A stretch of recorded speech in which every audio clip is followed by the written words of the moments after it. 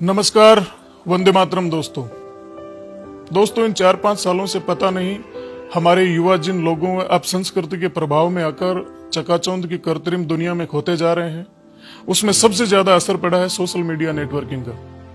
जिन भाइयों को पढ़ाई, कोचिंग, भर्ती, कंपटीशन पर फोकस करना चाहिए, वे फेसबुक पर नई नई स्टोरी लगाने, व्हाट्सएप पर स्टेटस लगाने, नए लुक में अपडेट होने, हरियाणवी लहजे में डॉन बनने, साथियों का एक ग्रुप बनाकर गैंगस्टर टाइप छवि बनाने, तेज स्पीड में बाइक चलाने, मुर्गे जैसी कटिंग और बकरे सी ढाडी रखने, सारा दिन लूडो खेलने, होटल मिडवे पर जाकर बर्थडे सेलिब्रेशन और रोड किनारे बैठकर बियर पीने, शराब ठेकों पर झगड़ा करने, अपने पथ भ्रष्ट साथियों के साथ मिलकर हथियारों के साथ फोटो अपडेट करने, बुलेट, गेटवे, स्कॉर्पियो और कैंपर के साथ स्टंट करने, अपने आप को पॉलिटिकल किंग मेकर समझने, उधारी के पैसों से गांजा, चरस, स्मैक और अफीम, डोडा, दारू पीने, सिगरेट फूंकने, हथियार लहराने का शौक रखने, हरियाणवी भाषा में बात करने के प्रति ज्यादा झुकते हुए दिखाई दे रहे हैं। और इनमें से अधिकांशतः ग्रामीण पृष्ठभूमि के निम्न मध्यम वर्गीय किसान परिवारों के बच्चे हैं, जिनसे उनके परिजन उज्जवल भविष्य की उम्मीद रख रहे हैं। परंतु ये मुर्गा कटिंग वाले डीजे के डांसर अलग ही दुनिया में जा रहे हैं। यदि उनके परिवार वालों ने समय रहते इनको नहीं रोका तो इनका भविष्य अंधकार में हो जाएगा। ये दिग्भ्रमित लोग सीधे सरकार से टकराने की बात करते हैं, पुलिस से हमेशा अपने को सुपर समझते हैं। यदि इसी तरह नशे में चूर रहे और समय रहते परिवारजनों तथा समाज के प्रबुद्ध जनों ने ध्यान नहीं दिया तो इसका परिणाम बहुत बुरा होगा। दरअसल वैसे ये कल्चर कमोबेश हर क्षेत्र में बढ़ती जा रही है और इसके पीछे जो लुभावनी चीज है वह है चमक दमक, अपने आप को सुपर बताने और दिखाने का आकर्षण। हरियाणा, पंजाब जैसे संपन्न प्रदेश के युवा अगर कुछ कर रहे हैं तो वो ऑलरेडी संपन्न है।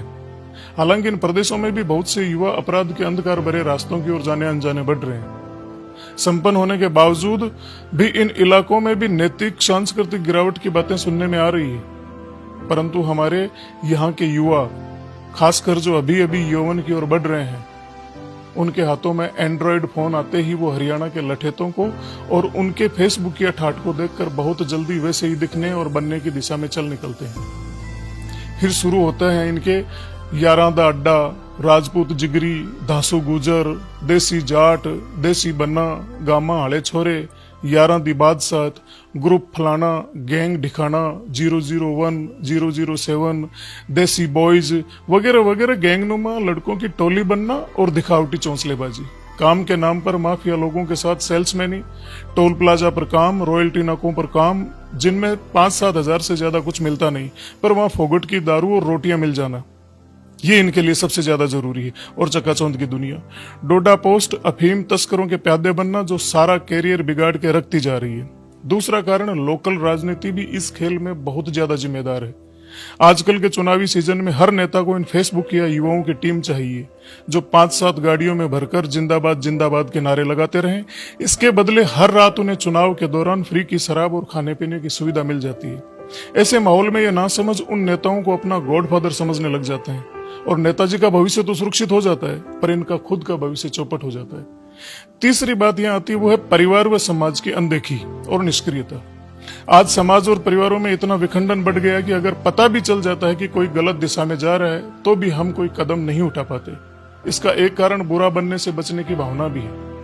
पहले गांव में कोई बदमाशी करता तो उसे गांव के दूसरे लोग ही टोक देते थे, पर अब कोई किसी को नहीं टोकता, और टोके भी कैसे, बेचारे की उसी की बेइज्जती कर देते हैं। परिवार वालों की सुनते नहीं, ऐसे में कोई भी कुएं में पड़े और भाड़ में जाए की मनोवृत्ति धीरे धीरे जड़ें मजबूत करती जा रही है। इस प्रकार के भटके जीव हो जाते हैं अविवेकी और कुंठित। गुस्सा इनके नाक पर, कोई कुछ बोल दे तो मरने मारने को तैयार, शौक पूरे करने के लिए हर हद तक ये जाने को तैयार हो जाते हैं।